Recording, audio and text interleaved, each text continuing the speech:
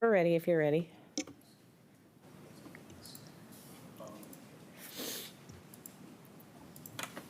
All right, I'm going to call this meeting to order. May I have a motion to approve and accept this agenda with an amendment to items 7C, paid bills, and 7D, personnel report as recommended? Motion. Second. All those in favor? Aye. All those opposed? I was waiting for stuff. All right, let's stand for the Pledge of Allegiance. I did not. I pledge allegiance to the flag of the United States of America and to the republic for which it stands, one nation, under God, indivisible, with liberty and justice for all.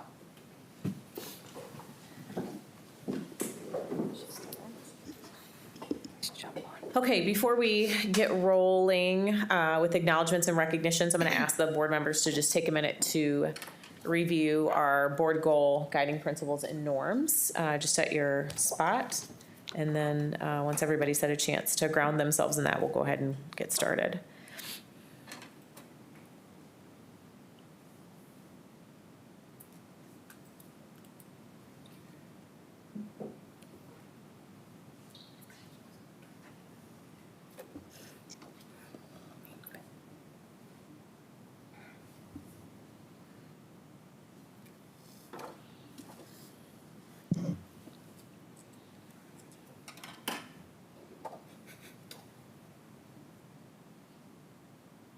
Okay, and this will probably be my prompt just about every time we're together. Knowing what you know is on the agenda, think about what norm you want to keep in front of you today. What's important for you to focus on, given what we've got in front of us.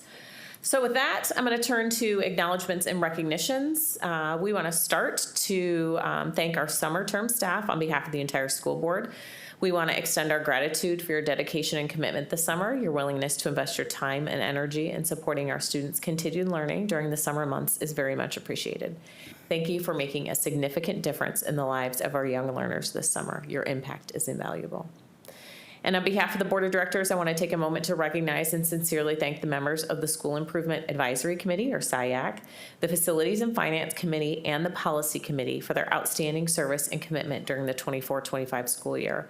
Your time, expertise, and thoughtful input have played a critical role in guiding our district's continuous improvement efforts and ensuring that our work aligns with our mission to engaging all students in an educational experience that equips them with the skills to flourish in and contribute to an ever-changing world. We are deeply grateful for your partnership and the meaningful impact that you have made on behalf of our students, staff, and family. All right, with that, we're going to move on to communication from the public. On behalf of the board, I'd like to invite Sherry Hawk to step to the microphone with comments about items of interest or concern. Please begin by stating your name. Thank you for limiting your comments to 3 minutes so we can keep the meeting moving in a timely fashion. We ask that you remember that Iowa law prohibits us from discussing specific employees, their job performance, or individual students. This board meeting is being live streamed and recorded. The recording of this meeting, which includes your comments, will be maintained on YouTube for 5 years. Thank you, Sherry, for your support of our school district. Thank you. Sherry Hawk, and I live over on Northeast Crestmore, has lived here for like close to 55 years. And I plan to talk about the federal freezing of our education funds. But what I wanted to do is talk about our school board.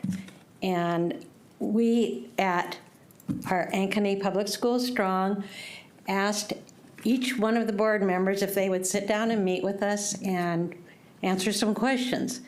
And you came through, and we've had meetings with several of you, and I think Shelley is Wednesday, and I think Sarah's still coming up.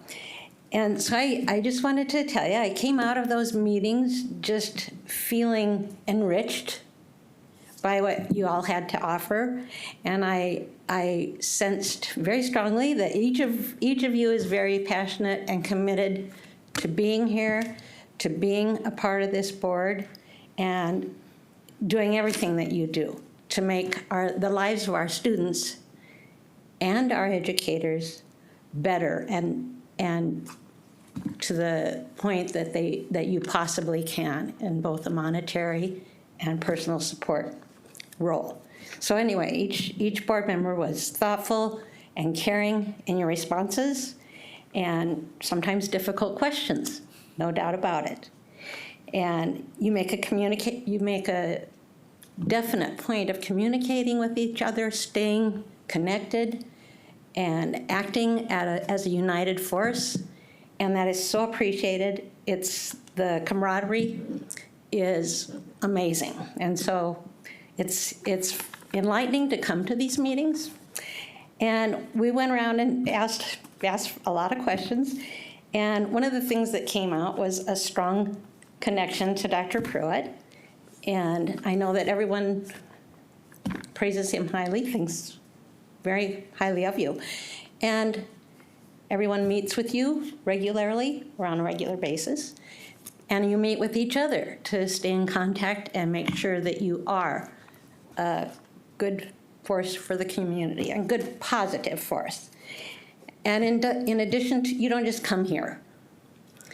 You study, you learn about the budget and the process of what's expected of you. You go to committee meetings in addition, and then report back. And just the number of things that you do and the topics that you're on top of on a regular basis is amazing to me. And we had a lot of good comments about your illustrious chair also, and you are very highly regarded. And so I just wanted to make sure that you guys heard that and you know how very highly regarded you all are and how much appreciated you are.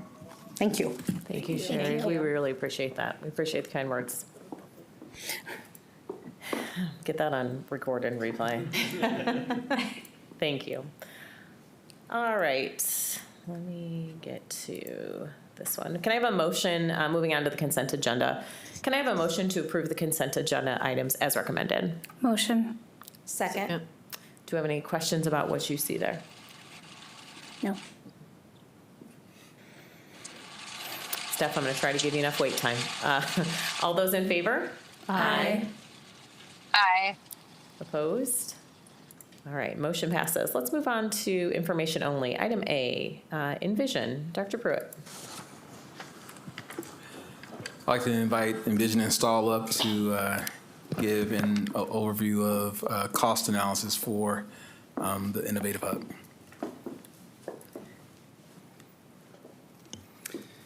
Hi, Jason DeVries with Envision Architecture. You've seen me here before. Really just wanted to give a quick update on where we are in the design process. We've delivered schematic design drawings to Stahl, and they've priced those documents, and that's what we're here to present today. But we moved on into design development. So we're about halfway through the design phase between sort of pretty pictures and schematic design and construction documents. So we'll deliver new documents to them here in a couple of weeks, and then we'll go through this whole exercise again, price it again, come back to you all sometime in September, give you an update again. So what you're going to see today is sort of our first stab at the pricing exercise. It's the first time that we've priced it here at the Northview site, or south of Northview in the parking lot. So do we want to share the slide next? I guess while we do that, does anybody have any questions about the design process or where we are in the process? We are working on some new renderings of some of the ancillary spaces in the Innovation Center. So we'll hopefully share those at the September board meeting. That's our goal. Unless I'm off on that, Darren. I'm Okay. just watching Smith, and you want me to plug my computer in Smith, I have it open.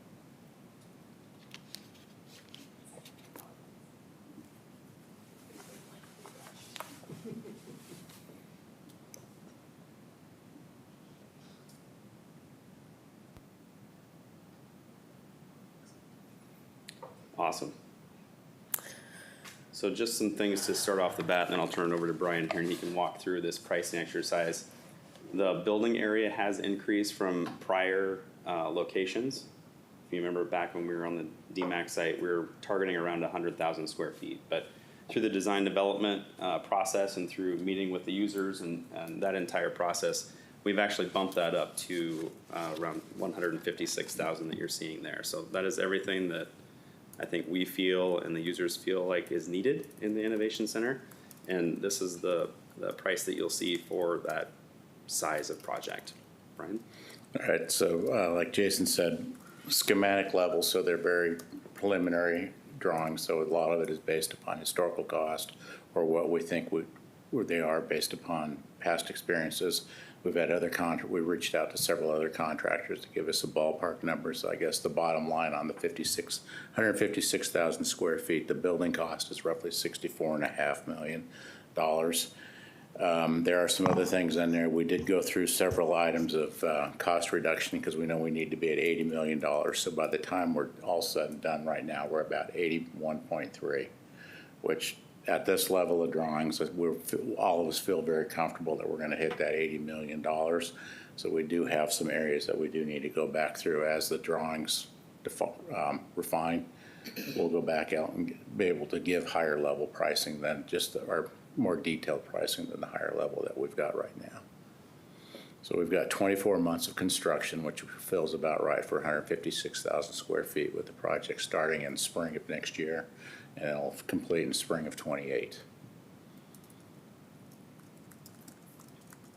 Jason, can you spoke about user groups. Can you share with the board the different groups that you and your team met with through this seems like a year-long process for the design process? Yeah, so I think we met with, I want to say it was 13 different user groups based around the different programs and pathways. And we did that 3 times on average. So over months of succession, we met with those groups several different times. We actually just wrapped up the applied sciences group last Wednesday. So we've met extensively with them over the course of the last 8 to 9 months. All those different groups, the 13 different user groups. And what made up those groups? Just staff and business people in the community? Like who was in? I believe it was mostly staff. Okay. We did have some engagement with community members, industry partners, but those weren't specific to those user group meetings. The user group meetings themselves were made up of staff. Okay. Brian, and administrators. Brian, I see that the estimated construction cost is coming in around $73 million, and then we see about $13 million in soft costs. Can you explain to the board what those soft costs entail? The soft cost is basically any of the fixed equipment, furnishings, design fees, any of the consultant fees, any of those things. So I know as the project, as we've designed this further progresses down the line, we'll be able to redefine those. At this stage of the game, it's just strictly a percentage of where we feel we need to be at this high level of details. I did want to touch on the VE item that you're seeing there too. I want to make it clear that the items that we took out was really just going back and forth between the design team and the construction team. We didn't take out anything that was going to be detrimental to the student experience. Sort of just reconciling their original assumptions on some of the documents that we had put together and brought those together. So the building didn't get smaller. We didn't pull a program out to reduce that. It's really just aligning expectations through that process. Nothing was cut without the district knowing. Is the contingency line covering the wonkiness of the market and tariffs and is that built in that line? Basically, a good summary or a good definition of that is it's pretty much everything that we don't have figured, that's not on the documents that we have figured in.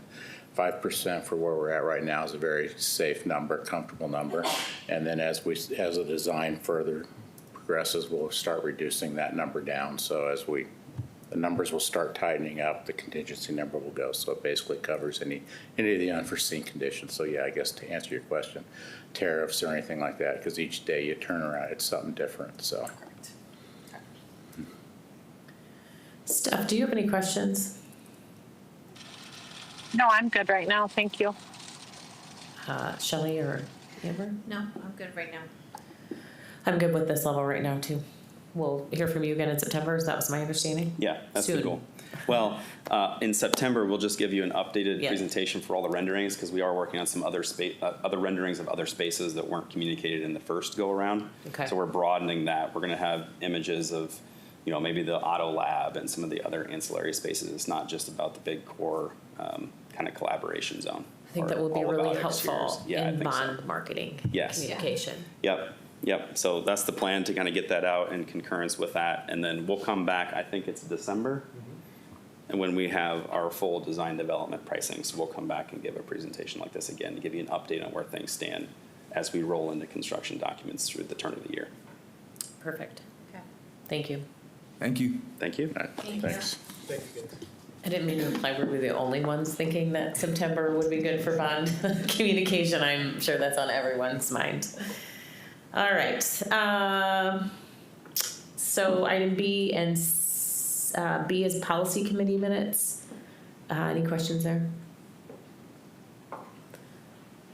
Item C is the monthly financial report. Do we have any questions there? Okay, and then D is donation receipts. E, board member committee reports. We tend to probably not have a lot in July. I did not attend Okay. the meeting. Do you have anything? Okay. All right, and then F, we have contracts and agreements at the building level under $10,000. Do we have any questions there?